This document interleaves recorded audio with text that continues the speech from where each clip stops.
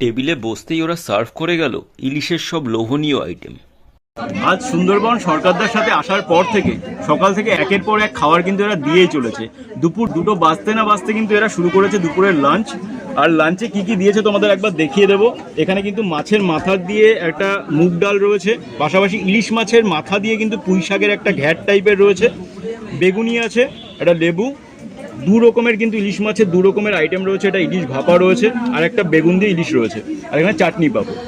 বেশ কিন্তু লোভনীয় আইটেম, মানে লোভ সামলাতে পারছি না, অনেক কষ্টে লোভ সামলে ভিডিওটা করছি।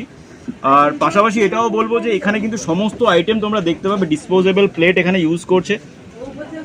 তার ফলে কি হচ্ছে, এগুলো কিন্তু পরিবেশকে কোনোভাবে পলিউটেড করবে না। আর সরকারদাকে এই জন্য অসংখ্য ধন্যবাদ যে এত সুন্দর মানুষকে পরিষেবা দেওয়ার পাশাপাশি এরা কিন্তু পরিবেশের কথাও ভাবছে। সরকারদা জিন্দাবাদ, খাওয়া শুরু করা যাক।